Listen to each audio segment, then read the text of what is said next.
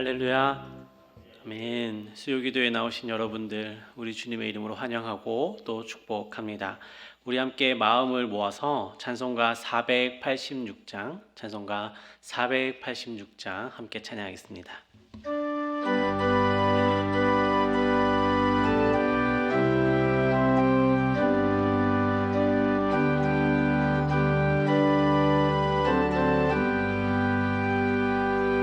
이 세상에 근심된 일이 많고 참 평안을 몰랐구나. 내 주 예수 날 오라 부르시니 곧 평안히 쉬리로다. 주 예수의 구원의 은혜로다. 참 기쁘고 즐겁구나. 그 은혜를 영원히 누리겠네. 곧 평안히 쉬리로다. 이 세상에 곤고한 일이 많고 참 쉬는 날 없었구나. 내 주 예수 날 사랑하시오니 곧 평안히 쉬리로다. 주 예수의 구원의 은혜로다. 참 기쁘고 즐겁구나. 그 은혜를 영원히 누리겠네. 곧 평안히 쉬리로다.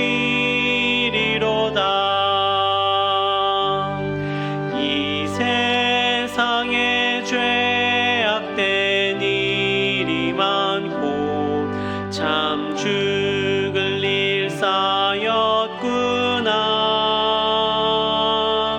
내 주 예수 날 건져 주시오니 곧 평안히 쉬리로다. 주 예수의 구원의 은혜로다. 참 기쁘고 즐겁구나. 그 은혜를 영원히 누리겠네. 곧 평안히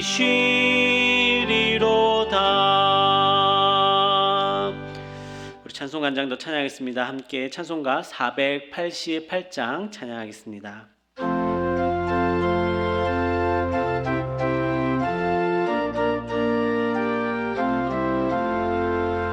이 몸의 소망 무언가 우리 주 예수뿐일세. 우리 주 예수 밖에는 믿으리 아주 없도다. 주 나의 반석이시니 그 위에 내가 서리라. 그 위에 내가 서리라. 무섭게 바람 부는 밤 물결이 높이 설렐 때 우리 주 크신 은혜에 소망의 닷을 주리라. 주 나의 반석이시니 그 위에 내가 서리라. 그 위에 내가 서리라. 세상에 믿던 모든 것 끊어질 그날 되어도 구주의 언약 믿사와 내 소망 더욱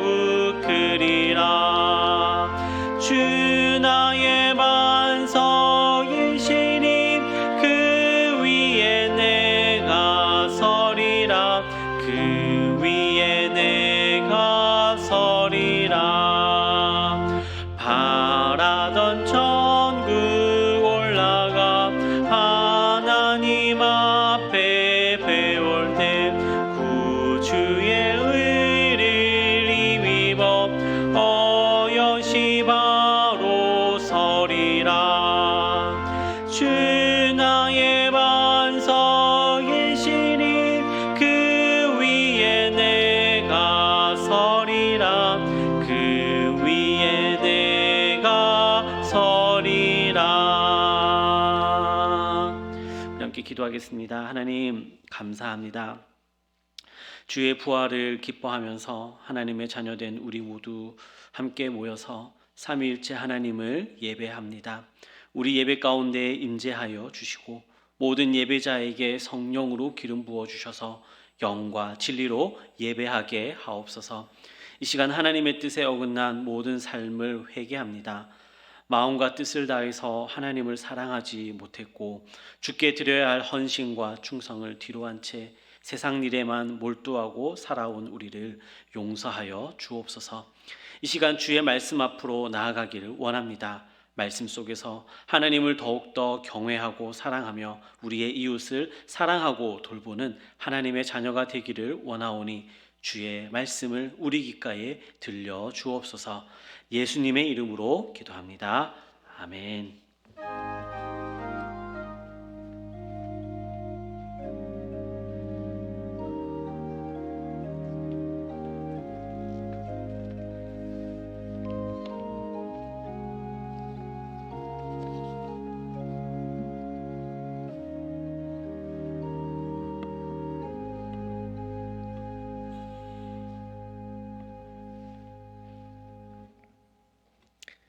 하나님 말씀 같이 보겠습니다. 시편 147편 말씀입니다.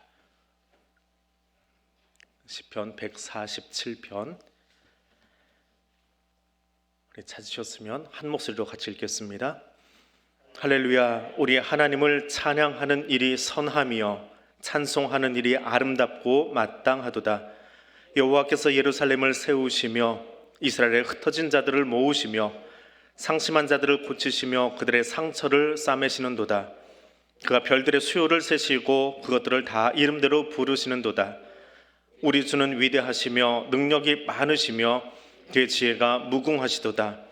여호와께서 겸손한 자들을 붙드시고 악인들은 땅에 엎드러뜨리시는도다. 감사함으로 여호와께 노래하며 수금으로 하나님께 찬양할지어다. 그가 구름으로 하늘을 덮으시며 땅을 위하여 비를 준비하시며 산에 풀이 자라게 하시며 들짐승과 우는 까마귀 새끼에게 먹을 것을 주시는도다. 여호와는 말의 힘이 세다 하여 기뻐하지 아니하시며 사람의 다리가 억세다 하여 기뻐하지 아니하시고 여호와는 자기를 경외하는 자들과 그의 인자하심을 바라는 자들을 기뻐하시는도다. 예루살렘아 여호와를 찬송할지어다. 시온아 내 하나님을 찬양할지어다. 그가 내 문빗장을 견고히 하시고 내 가운데 있는 너희 자녀들에게 복을 주셨으며 내 경내를 평안하게 하시고 아름다운 밀로 너를 배불리시며 그의 명령을 땅에 보내시니 그의 말씀이 속히 달리는도다.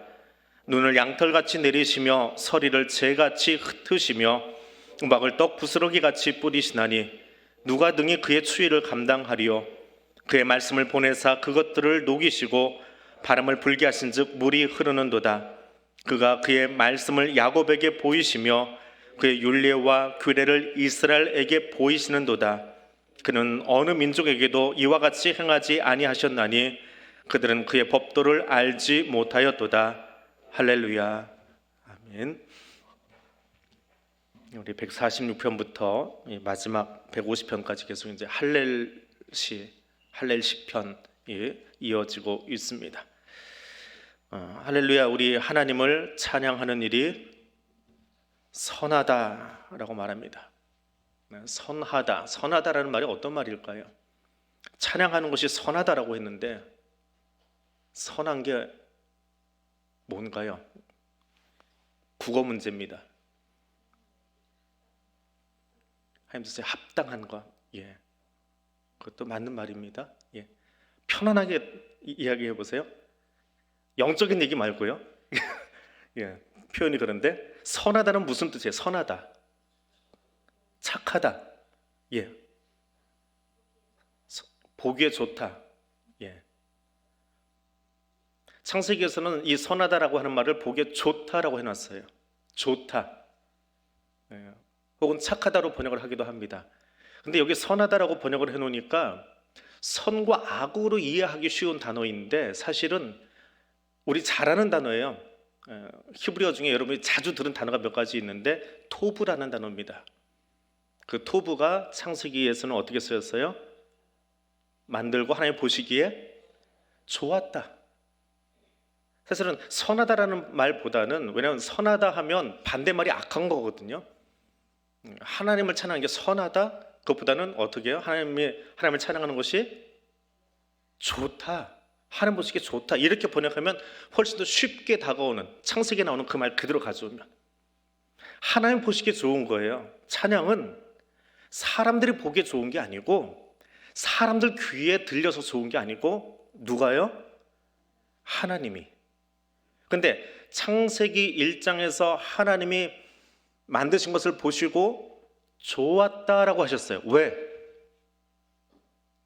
왜 좋았어요? 하나님 보시기에 좋은 거예요. 우리가 좋은 게 아니고. 왜 하나님 편에서 창조된 시기를 보니까 토부하다, 좋았다라고 했을까요? 왜? 하나님 뜻대로 되었으니까요. 하나님의 의지대로 되었으니까. 그럼 하나님의 뜻은 뭐예요? 자꾸 따지고 들어가죠. 제 아내가 저한테 제일 잘하는 방법 중에 하나예요. 막 따지고 들어요. 그 단어 꼬투리하면서 들어와가지고 결국은 진짜를 찾아내게 가는 건데요. 하다 보니까 저도 습관이 됐어요. 하나님 뜻이 뭐예요? 응?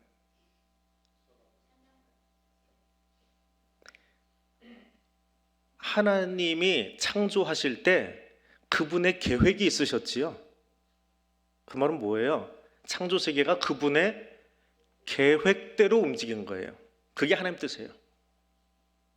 그 전에는 어땠어요? 창조 이전에는 혼돈과 공허함, 그거를 한 단어로 하면 무질서예요. 질서가 없었어요.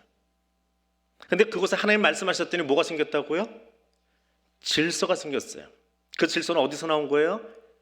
하나님의 뜻이에요. 하나님의 마음. 좀 질서 있게 세상이 돌아갔으면 좋겠다라고 생각하셔서 그것을 말씀하셨어요. 빛이 있으라. 혼돈 속에 있던 세상을 향해서 빛이 있으라.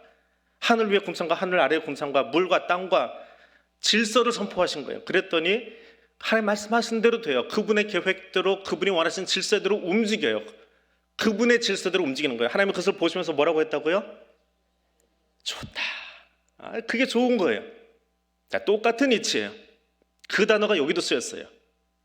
하나님의 찬양하는 사람들을 보는 거예요. 찬양은 우리를 보시는 거예요. 그때 하나님이 찬양하는 거 보니까 좋다. 그럼 하나님 뭘 보고 좋다라고 하실까요? 물론 목소리도 좋아야 되고 뭣도 좋아야 되고 하지만 그거 좋다라고 하면 그럼 농아인들은 어떻게 해요? 목소리 못 내는데. 박자 못 맞추는 박치들은 어떻게 해요? 찬양하지 말까요? 음치들은 그 시간에 예배 시간에 입 다물고 있어야 되나요? 아니요. 찬양하는데 뭐가 좋은 거예요? 그 찬양 속에 하나님이 원하시는 질서가 있더라라고 하는 거예요. 그것을 보기 때문에 하나님이 뭐라고 표현하신다고요? 토부하다, 좋다, 선하다. 그것이 1절이에요. 찬양하는 일이 좋은 것은요, 세상의 노래와 교회에서 부르는 찬양이 다르기 때문에 그래요. 세상에 부르는 노래는 자기의 음정과 자기의 실력을 자랑하면서 누구에게 보여주는 거예요? 앞에 서 있는 대중에게 보이는 거죠. 합창단이 앞에 서서 왜 공연을 해요? 누구 들으라고? 그 음악이 좋아서 찾아온 사람들에게 들으라고 내 목소리를 내는 거잖아요. 잘 훈련된 목소리를 가지고, 잘 훈련된 음정을 가지고 사람들에게 들리기 위해서 하는 게 세상의 합창단이에요. 근데 찬양대는, 우리의 찬양은 누구를 보고 하는 거예요? 하나님 보고 하는 거예요. 저도 하나님 보고 찬양하고요. 조장로님도 하나님 보고 찬양하고요. 허장로님도 하나님 보고 찬양하고요. 우리 한 권사님도 하나님 보고 찬양하고요. 그럼 찬양은 어떻게 되는 거예요? 누구에게 오는 거예요? 하나님께로 왔다가 그분 안에서 다시 또 저 사람과 연결되는 거예요. 세상의 합창단은 대중을 통해서 저 사람도 우리 목소리 듣고 그 비싼 티켓 끊고 여기 왔구나. 그 사람들에게 잘 보이기 위해서 한다면 우리는 하나님께 연결된 존재들이에요. 하나님을 통해서 연결이 되는 거예요. 그것이 찬양이에요. 하나님과 연결되는 거예요. 내 음악적인 실력으로 연결되는 것이 아니라 우리가 하나님을 향해서 찬송했더니 나도 그 하나님을 향해서 찬양하고요. 또 그 하나님을 바라보는 또 다른 누군가가 있어요. 옆에는 장로님도 있고 권사님도 있고 집사님도 있고 그 사람들이 하나님을 통해서 연결되는 거예요. 그분에게 연결되는 거예요. 그래서 때로는 조금 소리가 안 맞을 수도 있고 튀는 소리가 나올 수도 있겠지만 또 어떤 사람은 귀가 안 들려서 그냥 박자만 가지고 두드리면서 하는 사람도 있겠지만 그냥 그 사람들이 하나님을 향해서 연결되어진 것을 보면서 하나님 보시기에 좋다, 이 모습이 좋다라고 하는 것이 찬양돼요. 그래서 찬양은, 우리의 찬양은, 예배의 찬양은, 교회 찬양대는 그 눈이 하나님께로 향하고 하나님을 통해서 마음과 마음이 옆에 사람과 연결되는 거예요. 연결되다 보면 새 가족도 있을 수 있고 조금 튀는 사람도 있을 수 있고 조금 나하고 소리가 색깔이 안 맞는 사람이 있을 수도 있어요. 근데 그건 내 문제예요. 그 찬양을 받으시는 분 누구예요? 하나님이세요. 하나님 안에서 연결되는 것이 찬양이에요. 근데 그것을 잊어버리면, 내 찬양을 받으시는 분이 누군지를 잊어버리고 나면 사람은 곧잘 그 실력 때문에, 그 무언가 때문에 또 다른 사람에게 상처를 줘요. 아픔을 줘요. 그래서 그럴 때는 찬양들 멈추는 게 오히려 더 나아요. 안 하는 게 좋아요. 왜? 하나님께 영광 돌리기 위해서 하는 것이, 영광은 그냥 누군가에게 상처를 주고 있다면 그건 찬양이 아니지요. 하나님의 영광을 찬양대 이름으로 가리는 거지요. 그건 찬양일 수 없어요. 누군가를 쓰러뜨리고 넘어뜨리겠다면 그것은 찬양이 아니에요. 찬양은 온전히 하나님만 영광 받으셔야 돼요. 그럼 우리가 하나님을 찬양하는 이유는 무엇입니까? 2절을 함께 보겠습니다. 여호와께서 예루살렘을 세우시며 이스라엘의 흩어진 자를 모으시더라. 여러분, 이 할렐 시편은, 할렐 찬양은 146편 이하에 나오는 이 찬양은 바벨론 포로기 이후에 기록이 되었다라고 신학자들이 이야기합니다. 그들이 바벨론 포로에서 해방된 것이 그들이 기대했을까요? 기대조차 하지 못한 어느 시점에 고레스 왕이 갑자기 칙령을 선포해요. 너희는 너희 땅으로 돌아가라. 사실은 에스라서 할 때 벌써 몇 달 돼서 잊어버리셨겠지만 에스라서 할 때 이 배경을 한번 설명해 드린 적이 있어요. 고레스 왕이 이스라엘만 돌려보는 게 아니라 유화 정책으로 모든 민족을 다 돌려보내요. 너희 땅으로 돌아가라. 독립시켜준 거 아닙니다. 너희 땅으로 돌아가. 그래서 너희의 신한테 누구를 위해서 기도해요? 나를 위해서 기도해줘. 그래서 돌려보냈어요. 그런데 이스라엘 사람들이 그걸 기대나 했을까요? 그런 생각도 못했어요. 단지 고레스 왕이 이 나라의 안정을 위해서 각 민족이 자기 땅에 가서 반역만 하지 않으면 돼. 그냥 너희의 신에게 제사드려. 대신에 나를 위해서 기도 좀 해줘. 고레스 왕이 깨달은 거예요. 내가 얼마나 작은 제재를 한 거예요. 바벨론 제국을 다스리고 있지만 나도 인간이야. 그러니까 나를 위해서 너희 신들에게 기도 좀 해줘라고 돌려보낸 거예요. 그 중에 하나, 이스라엘 민족을 가지고 우리는 이것을 성경으로 다시 풀어내는 거예요. 고레스 왕이 자기 생각대로 모든 민족을 다 돌려보냈지만 그건 그 사람의 생각이고요. 하나님은 이미 예언자를 통해서 이스라엘 백성들이 70년 뒤에는 돌아갈 것이다 예언하셨어요. 그것 때문에 되어진 거지. 그러나 그 현상만 보고 나면 그 고레스 왕의 개인의 생각인 것 같아요. 근데 실상은 하나님의 더 큰 경륜 안에 그가 놓여 있더라라고 하는 거예요. 이스라엘 백성이 잊어버렸을 뿐이에요. 이미 오래전에 예언이 되었고 그 예언이 성취된 거거든요. 그들이 기대하든 안 하든 상관없어요. 하나님이 작정하셨으면 되는 거예요. 우리가 기다리건 안 기다리건 상관없어요. 주님은 반드시 다시 오세요. 이게 약속이거든요. 그 약속이 반드시 지켜지는 것을 우리는 하나님이 신실하시다라고 표현해요. 그것을 찬양하는 거예요. 우리는 맹해서 혹은 그 약속이 안 지켜질 것 같아서 잊어버릴 수 있어요. 기대 안 할 수도 있어요. 그러나 그건 우리의 문제예요. 나약한 우리 신앙의 문제지, 그분은, 하나님은 반드시 그 약속을 이루시고 완성하세요. 그 택하신 자들을 다 모으실 거예요. 모으신 뒤에 3절에 나오는 말씀처럼 상심한 자들을 고치시고 그들의 상처를 싸매십니다. 싸매신다, 고치신다라고 하는 말은 예전에는 괜찮았다라고 하는 말이에요. 그런데 어느 순간에 어떤 이유로 그들이 상처가 나고 아프고 쓰러지고 쩔룩거리고, 근데 하나님이 그것을 다시 회복시켜 주시더라라고 하는 겁니다. 하나님께서 회복시켜 주기 전까지는 그 상한 심령들이 진정한 평안을 누릴 수가 없어요. 특별히 이 시편의 배경이 되는, 할렐시아의 배경이 되는 바빌론 포로 생활은 더더군다나 똑같아요. 1945년 이전에 태어나신 분이 수요일에는 없으시지요 지금? 누가 45년 이전 태어나신 분 누가 계신가요? 죄송해요. 거기는 아니고요. 옆 사람 치지 마세요. 김단원 권사는 거기에 비하면 애기고요. 왜 그 이야기를 하느냐 하면 일제 강점기가 길어지잖아요. 몇 년이었어요? 그것도 36년이라고 말하면 한민족이 아니라고 말하는 역사학자들도 있어요. 왜 그게 36년이야? 그러면서 이것저것 다 갖다 붙이지 말고 30년이라고 얘기했다고 하시는 분도 있어요. 아무튼 우리가 통상 아는 건 36년인데요. 1930년대까지만 해도 한국 이 조선 사람들이 해방이 될 거야라고 버텼대요. 그럼 버티다 보면 뭘 안 해야 돼요? 일본이 황국 식민화 정책을 하면서 한 여러 가지 일 중에 끝까지가 안 하고 버틴 사람들이 있어요. 창씨 개방 안 했대요. 왜? 해방될 거니까. 그때 가서 내 성씨 바꿨다 다시 돌아오는 거 싫어가지고 안 했대요. 그런데 1940년대 들어오니까 해방이 몇 년이 됐어요?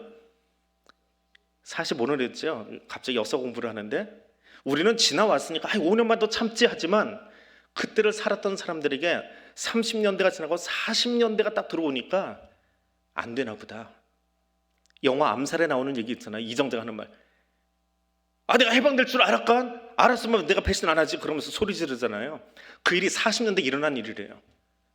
그래서 40년대 들어서 총독부의 기록을 보면 창씨개명이 우르르 들어와 버렸대요. 이 조선이 안 되는구나. 해방 안 되는구나. 그래서 40년대에서 그 5년 사이에 창씨개명을 해놓고 보니까 제일 억울한 게 누구예요? 44년 1월달에 45년 1월달에 한 사람들. 몇 달 뒤에 해방됐잖아요. 조금만 더 참을 걸 잘 참다가 이때 창씨개명 해가지고 왠지 매국노가 된 것 같은 그런 느낌들, 그게 많았대요. 36년만 해도, 혹 30년이라고 할지 모르겠어요. 36년만 해도 그러할진데 70년은 어떨까요? 바벨론 70년. 저는 우리 역사니까 이걸 역사를 조금 더 바벨론 역사를 조금 더 잘 아니까 그 설명해 드리는데, 그 70년이 있으면 30년을 한 세대로 볼 때 2세대 반이 지나가 버렸어요. 할아버지가 돌아가시고 아버지도 돌아가실 쯤 되고 이 다음 세대가 태어나는 그 막막함, 기대나 있었을까요? 그 받은 상처는 누가 싸매주나요? 내 민족이 없이 태어났다라고 하는 것, 우리 언어가 없이 태어났다라고 하는 것, 애초에 태어나기를 바벨론에서 태어나서 바벨론 밥을 먹고 바벨론 문화 속에 살다가 어느 날 갑자기 고향으로 돌아가 그래서 갔는데 거기는 너무 낯선 땅인 거잖아요. 그걸 누가 싸매냐고요.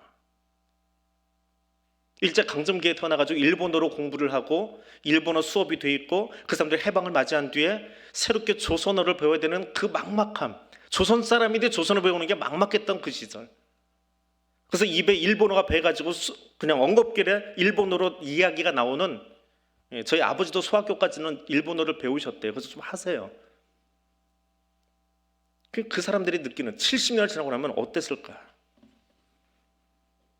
기근을 피해서 모압 땅으로 갔던 나오미가 내 인생은 쓴물이야. 남편 죽고 아이들 죽고 하니까 내 인생은 쓴물이야. 그렇게 표현할 수밖에 없었던 그 아픔들, 결국 그 쓴물 같은 인생은 누가 회복시켜 주냐고요. 사람이 할 수 없어요. 그건 하나님이 하시는 거예요. 시인은 지금 그것을 노래하고 있는 거예요. 상심한 자를 고치시고 그들의 상처를 싸매시는 건 누구라고요? 하나님이시라고요. 엉겁길에 해방도 시켜주셨지만 그 엉겁길에 당한 해방이기 때문에 그 마음, 준비 안 된 해방의 마음, 준비 안 된 회복의 마음을 누가 만지셔야 돼요? 사람이 누가요? 준비됐던 사람이 만지잖아요. 근데 아무도 준비가 안 돼 있어요. 70년 동안 그렇게 살다 보니까. 그럼 누가 하시는 거예요? 회복은 하나님이 해주시는 거예요. 회복은 하나님이 하시는 거예요.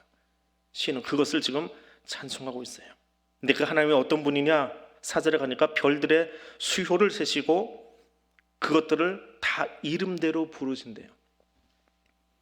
별자리의 이름 얼마나 아세요? 북극성, 북두칠성, 카시오페이아, 사자자리 몇 개나 아세요? 근데 하나님은요 그 이름을 다 아신대요. 별이 총총하다. 위에 찾아보니까 갑자기 앞이 안 보이는데 서치 때문에 그래요. 별이 총총하다 할 때 이 위에 별이 몇 개나 있는지 아세요? 별이 몇 개쯤 있으면 밤하늘 별이 참 총총하게 많이 떴다. 몇 개쯤 내 눈에 보이면?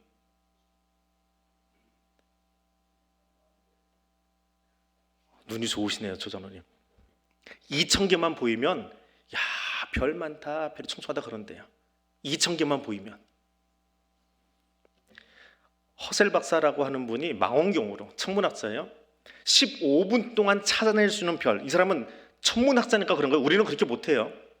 망원경 갖다 줘도 못합니다. 이 사람은 15분 동안에 망원경으로 별을 몇 개까지 볼까요? 11만 6천 개를 본대요.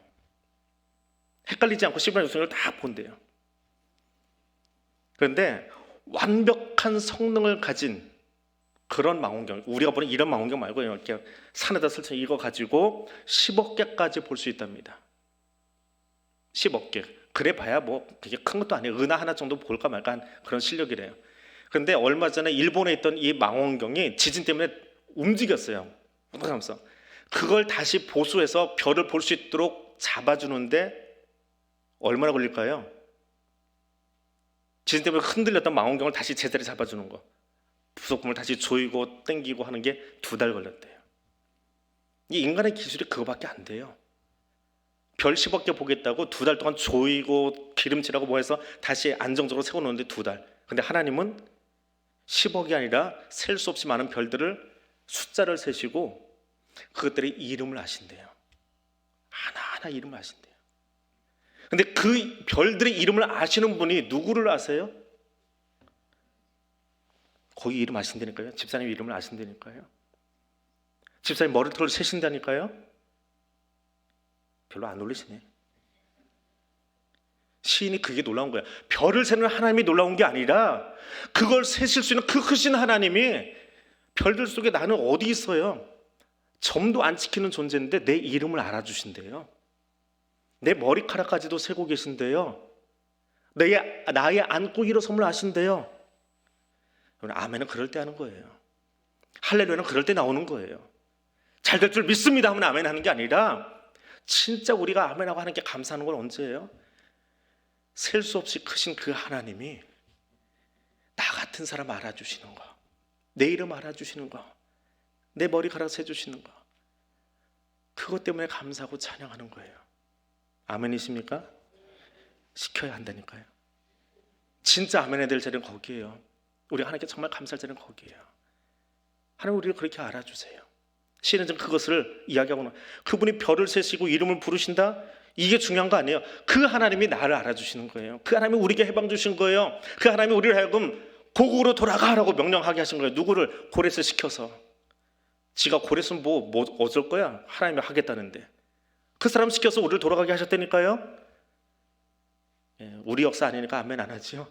근데 이스라엘 사람들이 여기서 아멘이 나오고 할렐루야가 나오는 거예요. 그래서 할렐루야 시편이 나오는 거예요. 그 하나님, 그것은 하나님이 역사를 움직이면서 우리로 하여금 돌아가게 하셨대요. 그 하나님이요 위대하시고요 능력이 많으시고 지혜가 무궁하시대요. 얼마나 신묘막측한 하나님인지, 우리 뇌를 얼마나 재밌게 만드셨는지. 어제 시찰 목사님들이 오랜만에 코로나보다도 M 교회 때문에 오랜만에 흩어져 있다가 이제는 좀 어떻게 모여 보자 그래가지고 하루 나들이를 갔어요. 나들이 가서 이제 차 마시고 이야기하는데 그 바둑 잘 두는 두 목사님이 이제 이게 좀 자존심의 싸움이 딱 걸려버렸어요. 순간적으로. 그래가지고 얼마나 돼 단수 얼마나 돼, 그러니까 서로 공개 안 하면서 얘기를 하다가 나온 이야기인데 바둑을 좀 두신다는 이제 나중에 알아보니까 하나는 아마 한 4단 정도 한 3단 정도 되시는 분들이 이제 둘이 바둑 얼마나 뛰어? 나중에 바둑판 가지고 한 판 해볼까? 이제 그런 식의 얘기가 나오다가 하는 얘기예요. 바둑 고수 제 딴에는 고수죠. 그분이 하는 얘기예요. 알파고하고 이창호하고 바둑 뛰면 누가 이길까요? 얼마 전에 어느 과학자가 이렇게 데이터를 내가지고 발표를 하는데요. 정석대로 뒤면 이창호가 알파고를 못 이긴대요. 왜? 이미 모든 기보라고 그러죠. 바둑 두는 그 기법을 알파고한테 다 입력을 시켜놨기 때문에 정석을 두면 순식간에 얘가 계산을 해가지고 빠져나갈 수 없대요. 진대요. 그럼 알파고를 이기는 방법은 어떻게 해요? 이기는 방법이 있대요. 네?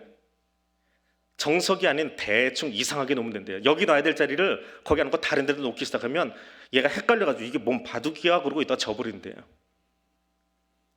근데 이제 바둑 뛰는 사람들은 그 얘기를 하면서 그래요. 이 두 목사님이 그게 바둑이야, 게임이지.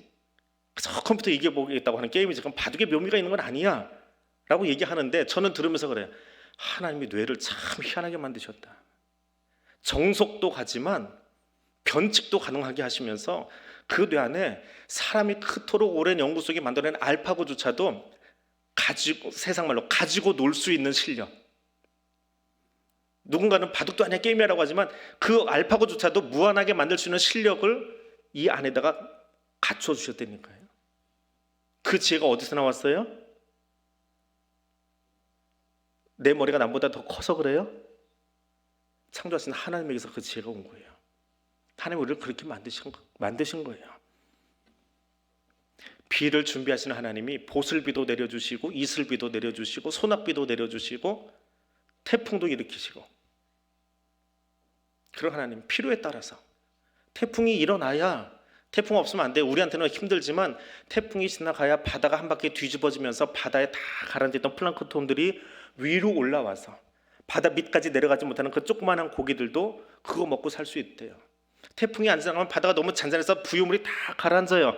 그럼 바다 윗 표면에서 살고 있는 물고기들은 먹을 게 없어서 죽어요. 굶어 죽어요. 그들 먹이시려고 태풍을 일으키시는 거예요. 바다를 휘저어 주시는 거예요. 너희 먹거리 줄 테니까 먹어라 그러고 태풍을 일으키시는 거예요. 그럼 풀밭에 가면 육식성 곤충이 많을까요? 초식성 곤충이 많을까요? 묻는 뉘앙스가 이상하지요. 육식성 곤충이 많을까요? 초식성 곤충이 많을까요? 이상하면 이상하게 대답하시면 돼요. 저도 이거 자료 보고 나서 그러고 놀랐으니까요. 초식성이 많으면 풀밭이 남아나질 않는데요. 저도 그랬다니까요. 권사님처럼 그렇구나. 초식성이 너무 많으면 육수는 잡아먹을 겨를이 없어요. 풀밭을 세상 말로 초토화시켜버리는 거예요. 속된 말로 아작내버리는 거예요. 그래서 육식성이 훨씬 많대요. 얘들이 풀밭을 다 갉아먹지 못하도록 대충 잡아먹어준대요. 풀밭에는 육식성 곤충이 훨씬 많대요. 놀랍지요? 그 누가 그렇게 자리 배치해 놓으셨어요? 저 같은 머리는 거기 초식성이 많아야 된다라고 생각하는데 하나님은 그게 아니더라니까요. 그 풀밭을 유지하기 위해서 또 거기서 적당하게 이게 순환이 돼야 피조세계가 유지가 되니까 그 계산까지 끝내놓으신 하나님이야. 나는 이제 알았는데 56대에 알았는데 하나님은 창세전에 이미 아시고 그 질서에 맡겨놓으셨어요. 그게 초타라고 하시는 분이에요. 그걸 우리가 찬양할 하나님이 얼마나 놀라우신 분이에요. 날마다 새롭다니까요. 설교 준비할 때마다 예화집 찾고 자료집 찾고 하다 보면 이런 세계가 있었나? 하나님이 이렇게 만드셨나? 참 신묘막측하다. 우리 어르신들이 많이 쓰던 말 신묘막측하다. 정확한 한자어는 잘 모르겠지만 그렇게밖에 표현이 안 되는 그 하나님. 그 하나님이 어떻게 해요? 8절에서 11절까지입니다. 우리 같이 읽어보겠습니다. 그가 구름으로 하늘을 덮으시며 땅을 위하여 비를 준비하시며 산에 풀이 자라게 하시며 들짐승과 우는 까마귀 새끼에게 먹을 것을 주시는도다. 여호와는 말의 힘이 세다 하여 기뻐하지 아니하시며 사람의 다리가 억세다 하여 기뻐하지 아니하시고 여호와는 자기를 경외하는 자들과 그의 인자하심을 바라는 자들을 기뻐하시는도다. 하나님이 어떤 분이요? 과학자들은요 이 자연계를 보면서 설명을 해요. 구름이 어떻게 생겼어요? 복사열이 있어가지고 수증기가 위로 올라가요. 그러다가 이것이 응집이 돼가지고 무게가 생기면 어떻게 돼요? 밑으로 떨어져요. 그게 비예요. 근데 시인은 어떻게 표현해요? 하나님 구름을 하늘을 덮으셨대요. 과자들을 설명하는 게 아니라 그 하나님이 그 소리, 이 지구를, 이 땅을 어떻게 움직이시는지 그것을 노래하고 있는 거예요. 그리고 하나님은 들짐승과 우는 까마귀 새끼를 먹여주신대요. 까마귀 새끼 하나님 먹이세요? 까마귀 엄마가 밥 물어 왔지. 근데 시인은 그렇게 보는 게 아니에요. 그 일을 하시는 분도, 까마귀의 어미의 마음을 움직이시는 분도 누구요? 하나님이요. 그걸 보는 거예요. 과학자들은 모성애 때문에 까마귀가 저렇게 해야 하는데 시인은 하나님이 하시는 일을 보는 거예요. 그리고 그 하나님은 힘센 사람에게, 그 힘 자랑하는 사람에게, 자기 실력 자랑하는 사람에게 그들 기뻐하지 않으세요. 그러면서 10절에서 말이 힘이 세다. 예전에 그 승마를 잠깐 배웠습니다. 숙소에 있을 때. 비용이 저렴해서. 근데 그 말에 얽힌 이야기가 참 여러 가지 있는데요. 말을 타기 전에 먼저 이제 보호장구, 방탄복 같은 걸 입어야 돼요. 예, 그리고 헬멧도 좋은 거는 몇 천만 원 한대요. 근데 이제 훈련장에 있는 건 좀 싼 거긴 하지만 그거라도 우선 써야 돼요. 그리고 말 앞에 가서 말하고 한번 눈을 마주쳐요. 내가 이제 너 등에 올라탈 거야. 그렇게 만져줘요. 근데 너무 가까이 가면 안 돼요. 얘가 좋아가지고 휙 해버리면 제 머리가 깨져요. 짐승은 대가리로 하는 겁니다. 말 대가리가 제 머리보다 세거든요. 그래서 머리를 가까이 집으면 안 되고 조금 떨어진 상태에서 이렇게 토닥토닥 해주고 탑니다. 근데 어느 날 말 한 마리를 올라탔는데 교관이 그러는 거예요. 이 말하고 이 말들도 돌아가면서 밖으로 끄네요. 왜냐면 서로 운동을 다 시켜줘야 되니까. 근데 오늘은 어쩔 수가 없어요. 그러면서 이게 두 사람이 같이 타러 갔는데 지금 우리 목사님 타는 말하고요, 저기 나온 말이요, 둘이 너무너무 좋아해요. 그래서 틈만 나면 사람 말 안 듣고요, 위에 올라탄 기수만 안 듣고 서로 와가지고 부비부비해요. 막 서로 몸을 기대요. 이렇게 서로 좋아가지고 가면은 못 오게 발로 차버리세요. 걔를 그 발 옆을 좀 차세요. 그래서 밀어내세요. 안 그러면 다쳐요. 그러더라고요. 뭔 말인가 했어요. 그리고 이제 터벅터벅 걸어가고 있는데 저쪽을 걷더니 일부러 이렇게 딴 쪽으로 이렇게 돌아다니게 하거든요. 서로 좋아하는 녀석이니까. 근데 정말 기수만 안 듣고 쫓아오는 거예요. 우리 옆에 아주 부비부비 하는데 어떻게 하냐면 제가 이렇게 앉아 있으면요, 말 이 옆구리, 이쪽 옆구리 저쪽 옆구리 여기다 대고 비벼요. 뭔 얘기하려고 하시는지 아세요? 내 다리, 저 발 거의 걸고 있잖아요. 말의 뱃살 그 근육하고 저쪽 말 뱃살 근육 사이에 내 발이 껴버리는 거예요. 근데 그 뱃살, 저희는 물렁, 이 배가 물렁살이에요. 근데 말 다리는요 단단해요. 돌덩이 같아요. 이 돌덩이 두 개 가지고 탁 대더니 좋아가지고 지들은 비비적거리는데 나는 발이 아파 죽겠는 거예요. 그때서야 교관 말이 생각나요. 오기 전에 찼어야 되는데 발이 껴버리고 나니까 이거는 대책이 없어요. 발은 아프지. 거기다 비벼버리니까 아무리 여기 뭐 옷을 입고 여기다 장화를 찍고 했어도요 못 견디겠는 거예요. 막 발로 눌러가지고 앞차기로 눌러서 막 비비는 것 같아요. 그제서야 교관이 쫓아요. 소리 지르면 말들이 뛰니까요. 쫓아가지고 때리면서 저리 가라고 떨어뜨려놔요. 떨어지면 또 말의 힘이 진짜 세요. 신이 그걸 얘기하는 거예요. 그 힘 자랑하는 말의 근육질 같은 그 사람들을 기뻐하지 않아요. 실력 자랑하는 그 사람 기뻐하지 않아요. 아, 나는 능력이 있어서 힘이 있어서 이렇게 해요. 그 사람 하나님 기뻐하지 않으세요. 누구를 기뻐하신다고요? 11절입니다. 하나님 기뻐하시는 사람이 여기 있어요. 같이 읽어볼까요? 여호와는 자기를 경외하는 자들과 그의 인자하심을 바라는 자들을 기뻐하신도다. 하나님을 경외하는 자, 하나님 두려워하는 자, 하나님을 무서워할 줄 아는 자, 그 사람을 기뻐하신대요. 그리고 하나님의 인자하심을 바라는 사람, 그 사람은 어떤 사람이요? 하나님, 나는 약한 사람이에요. 나는 연약해요. 나는 부족해요.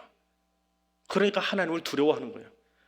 힘센 사람은 굳이 무서워할 필요 없잖아요. 약하니까, 연약하니까, 실력이 없으니까 그분을 경외하고 두려워해요. 그 약하니까 결국 누군가에게 의지할 수밖에 없잖아요. 하나님이 나를 긍휼히 여겨주셔야, 하나님이 나를 사랑해 주셔야 내가 살아갈 수 있는 거예요. 그래서 그 사람은 오롯이 하나님밖에 바라볼 데가 없어요. 너무 실력이 출중하면 제 힘으로 살아가요. 제 능력으로 살아가요. 근데 시인이 이야기하는 11절의 사람은요, 하나님 아니면 살 방도가 없는 사람이에요. 그래서 하나님께만 눈을 고정하고 있어요. 다른 데 기댈 데가 없어요, 하나님. 근데 하나님은 그 사람을 보면서 어떻게 하신다고요? 너 나만 쳐다보지. 너무너무 좋아. 어떻게 보면 참 욕심 많으신 것 같지요? 하나님은 그렇게 우리를 좋아하세요. 하나님만 바라보는 사람을 기뻐하세요. 그래서 그 사람들에게 13절에서 15절에 나온 말씀입니다. 문빗장을 견고하게 해주신대요. 자, 바벨론 포로에서 돌아온 사람들이 자기 집 문 빗장을 견고하게 하고 자기가 사는 성의 성문 빗장을 견고하게 하면 어떤 일이 벌어질까요? 고레스가 가만 안 있어요. 얘들이 반역하려고 지네 성을 더 견고하게 하나 보다. 하나님이 해주시지 않으시면 내 힘으로 아무리 문빗장 걸어 잠그고요, 자르나도요, 세상 사람들에게 밉보이는 수가 있어요. 그래서 이 문빗장을 견고하게 하시는 분이 누구라고요? 고레스가 아니고 누구요? 하나님이요. 하나님이 우리의 문빗장을 견고하게 하실 때 그것이 진짜 행복이에요. 내가 만드는 것이 아니라 그분이 나를 견고하게 해줄 때. 그리고 하나님이 그 자녀들에게 복 주신대요. 여러분의 자녀에게 복 주신대요. 나라가 어려우면, 식민 통치 받으면 사실은 살기가 참 힘들어요. 정치가 힘들고 경제가 힘들어지면 아이 낳고 키우는 게 버거워요. 요즘 젊은이들이 뭐 N4 세대라고 그러잖아요. 뭐 너무 힘드니까 이것도 포기하고 저것도 포기하고 너무 많이 포기하다 보니까 숫자를 셀 수 없어서 N4 세대 뭐 그렇게 이야기하기도 해요. 근데 그들을 나무라자는 건 아니에요. 어떻게 보면 그들이 N4라는 말을 꺼내게 만든 우리 기성세대의 책임이잖아요. 그거는 그렇게 만들어 놓은 먼저 앞서온 우리들의 책임이지요. 저들이 그런 말 하지 않고 살 수 있도록 이 나라를 세워주었어야 되는데 책임감을 가지고 살아야 되는 거예요. 또 거꾸로 M4 세대라고 말하는 그 아이들 잘한 거 없어요. 그 M4 세대 하다가 하는 말이 있어요. 요즘은 좀 잘 안 들려요, 코로나 때문에. 근데 한동안 유행했던 단어가 하나 있어요. 너무 힘드니까 뭐 해요? 헬조선이라고 들어보셨어요? 이 땅이 지옥 같다 그래서 떠나고 싶대요. 근데 그 청년들, 만약에 이 땅을 떠나고 싶어서 떠나서 살고 싶다라고 하는 아이들이 있으면 그렇게 이야기하고 싶어요. 가보라고요. 네 나라도 없고 네 나라 힘없는데 힘없는 나라 백성을 그 나라가 받아줄 것 같냐? 이 나라가 힘이 있고 이 나라가 안정적이어야 거기서 넘어온 아이들을 그 땅에서도 받아주는 거예요.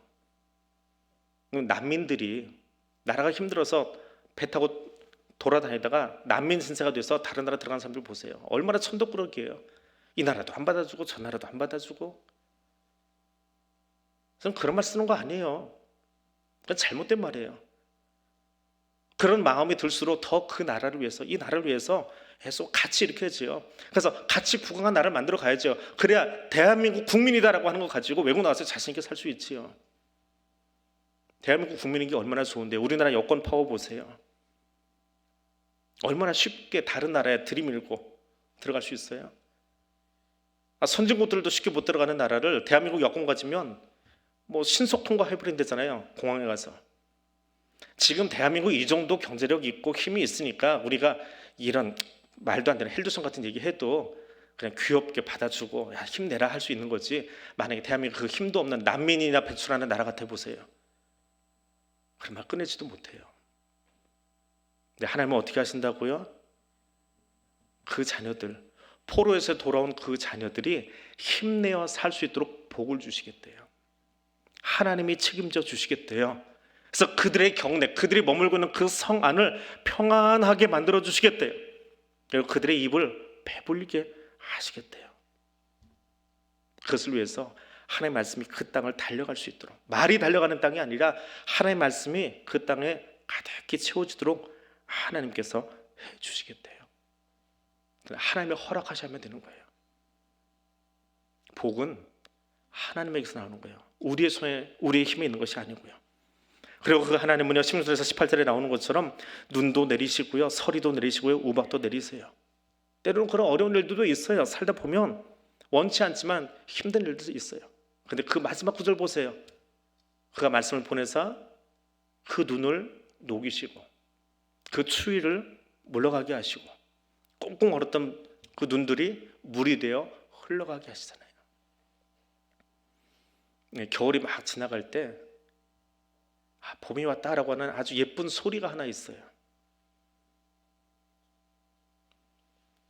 얼음이 얼었는데요, 이 밑에가 먼저 녹아요. 그래서 물이 흘러갈 때 소리 들어보셨어요? 아직 얼음장이 있는데 밑에는 녹아가지고 물이 지나가요. 이건 졸졸이라고 하지 않아요. 이 소리는 아주 특이해요. 근데 그게 봄이 오는 소리래요. 어떤 시인이 하는 얘기인데 제가 그 단어를 잊어버렸어요. 그 소리를 들으면서 행복해라고. 졸졸은 이 얼음이 없을 때 그냥 흘러가는 물이 졸졸이고요, 얼음 밑에 얼음이 녹았으니까 여기가 거칠거칠해요. 거기로 물이 지나가서 스치듯 지나가는 소리가 있어요. 하나님은 그렇게 녹여주신대요. 때로는 얼음으로 가득 차서 힘든 것 같지만 그 밑에 이미 하나님은 일을 하고 계세요. 녹아서 물이 흘러가게 해주세요. 봄이 왔다, 이 소리 들어볼래? 그래서 자연의 그 교향곡을 틀어놓아 주세요. 새들이 지나다가 얼음 밑에 흘러가는 물소리를 들으면서 하나님이 이렇게 우리에게 봄을 허락하고 계시는구나, 곧 먹을 것들이 올라오겠네, 군수들도 날아오르겠네. 하나님의 교향곡이 그렇게 작은 냇가에서 시작되고 있습니다. 무엇보다 큰 것은, 무엇보다 큰 하나님의 은혜는 19절에서 20절에 나오는 말씀입니다. 같이 읽겠습니다.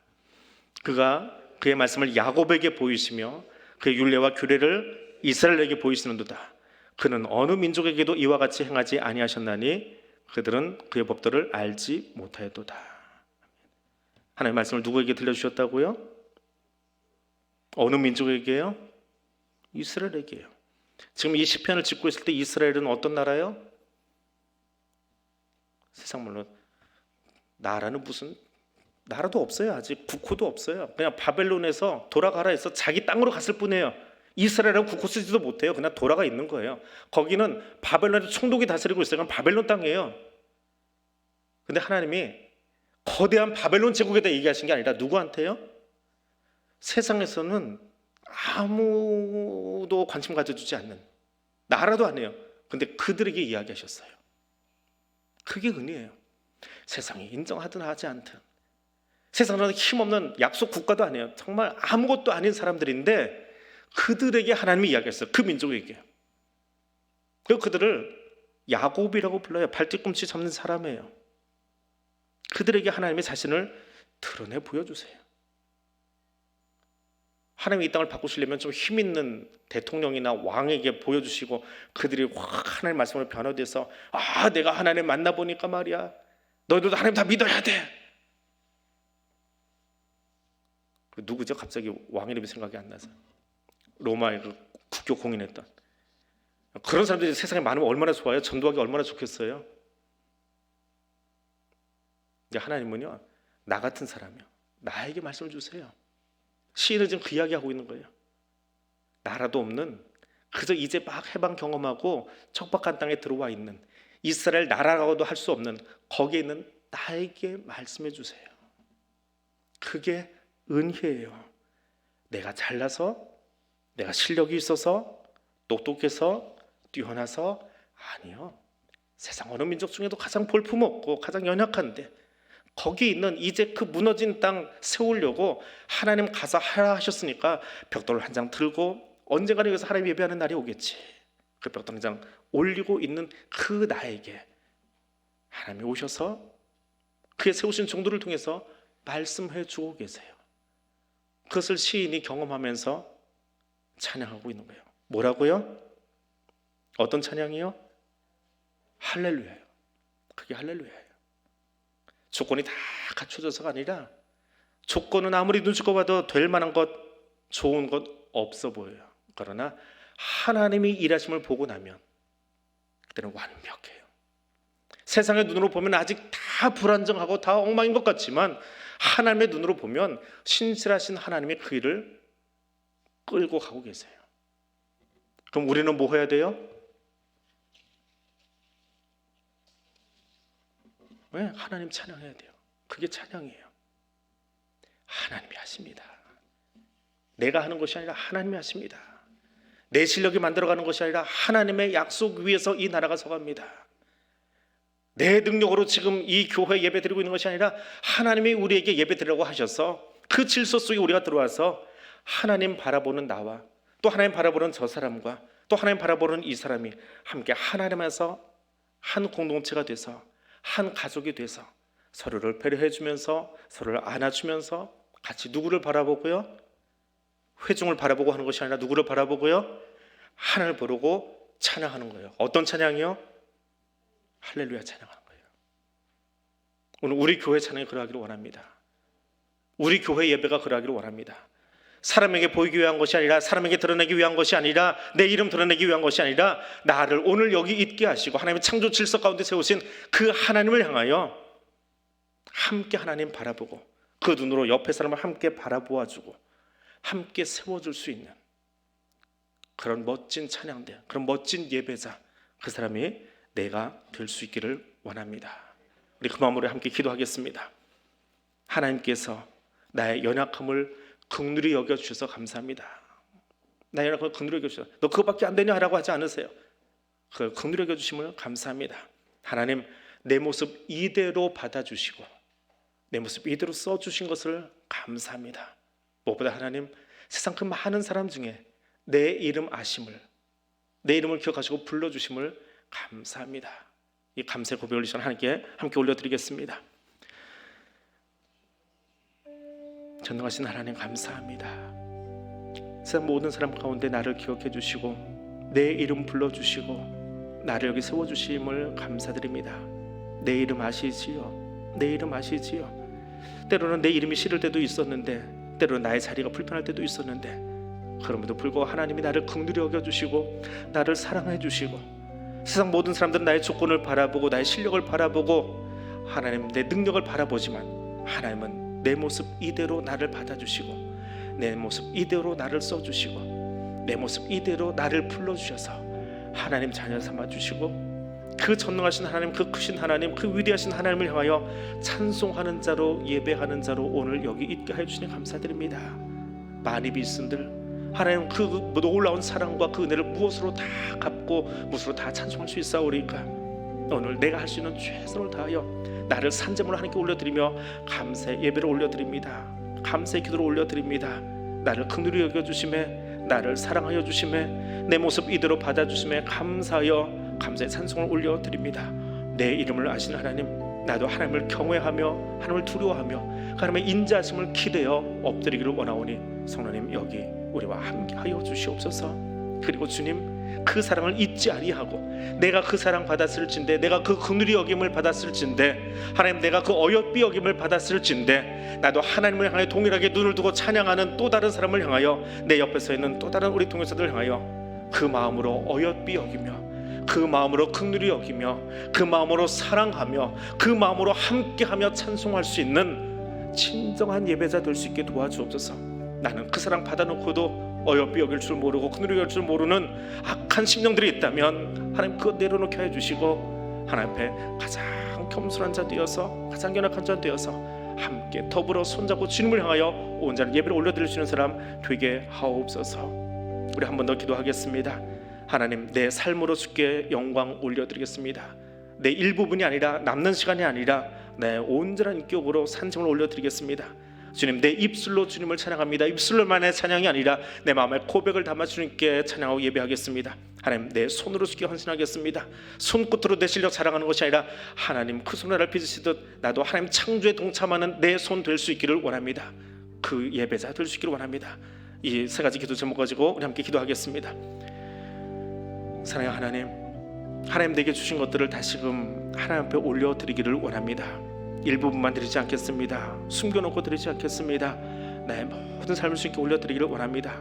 나의 남아있는 모든 시간과 시간들을 온전히 하나님께 올려드리기를 원합니다.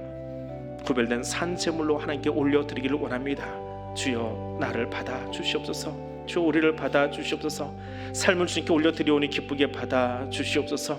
너희 몸을 하나님 기뻐하시는 거룩한 산제물로 드리라 우리에게 요청하시는데 하나님 나는 지금 나를 온전히 제물로 하나님께 올려드리고 있는지요? 내 삶을 내 찬송을 내 헌신을 그렇게 올려드리고 있는지요? 덕보이기 위해서, 자랑하기 위해서가 아니라 하나님 내게 주신 이 달란트가 너무 소중해서, 하나님 내게 주신 이 자리가 너무 소중해서, 하나님 내게 주신 시간이 너무나 소중해서 이것을 하나님께 드리지 않고는 견딜 수 없는 그 마음과 그 사랑으로 하나님께 나의 남은 모든 시간과 삶을, 내 생명을 주님께 올려드릴 수 있는 사람 될 수 있도록, 그래서 삶으로 하나님께 영광 올려드리고 내 입술만이 아니라 내 전 인격의 고백으로 하나님께 찬양하며 예배하는 자 되게 하여 주시고, 내 손을 자랑하는 것이 아니라, 실력 자랑하는 것이 아니라 하나님이 말씀으로 천지 창조하시듯 우리에게 주신 이 손으로 하나님, 우리가 살아가는 그 땅에서 하나님의 창조 사역을 같이 이루어갈 수 있는 하나님 손에 붙들린 도구 될 수 있도록 우리의 손을, 우리의 삶을 사용하여 주시옵소서. 그래서 우리가 행하는 모든 곳에, 우리가 머무는 모든 곳에 오직 하나님의 영광만 드러낼 수 있는 자 될 수 있도록, 우리의 예배가 그러하고, 우리의 찬양이 그러하고, 우리의 섬김이 그러하고, 우리의 헌신이 하나님의 영광 드러내기 위하여 살아갈 수 있는 자 될 수 있도록 주여 우리와 함께하여 주시옵소서. 우리 마지막으로 기도합니다. 우리 교회 모든 섬김을 통해서, 함께 더불어 섬겨하는 것을 통해서 하나님 영광 드러내기를 원합니다.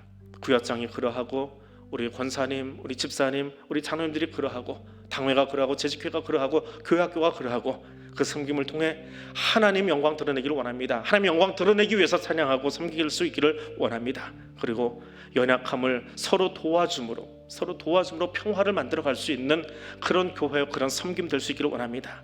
그래서 우리가 서로 도울 때에 그곳에 하나님의 평화가 가득함을 함께 경험할 수 있도록 이 기도 제목 가지고 함께 기도드리겠습니다.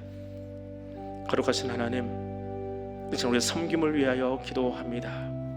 내 섬김을 사랑하고 내 이름 자랑하는 자 되지 않겠습니다. 세상 사람들은 자기 이름 석자 남기기 위해서 일하지만 우리는 우리의 섬김을 통해, 하나님 누구보다 나의 섬김을 통해 하나님 영광 드러내기를 원합니다. 내가 찬송하는 그 자리, 내가 섬기는 그 자리, 혹은 내가 가르치는 그 자리, 내가 봉사하는 그 자리, 그래서 하나님 영광만 드러낼 수 있기를 원합니다. 그것이 혹 하나님 영광 가리는 일이 되었거든 하나님 무릎 꿇고 침묵하게 하소서, 무릎 꿇고 입을 다물게 하소서, 무릎 꿇고 손을 하나님께 기도하는 자 되게 하소서.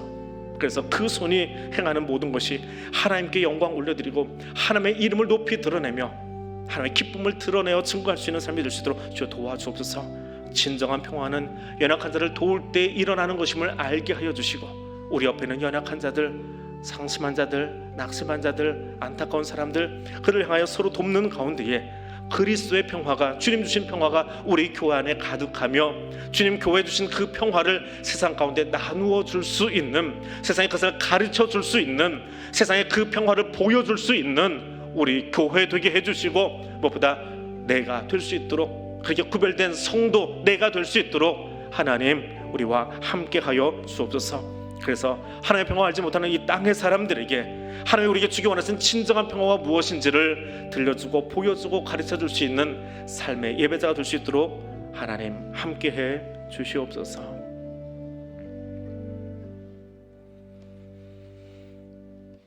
연약한 우리를 긍휼히 여겨주시며 내 모습 이대로 받아주신 하나님 감사합니다. 무엇보다 내 이름을 기억해 주시고 부르셔서 하나님 자녀 삼아 주시니 감사합니다.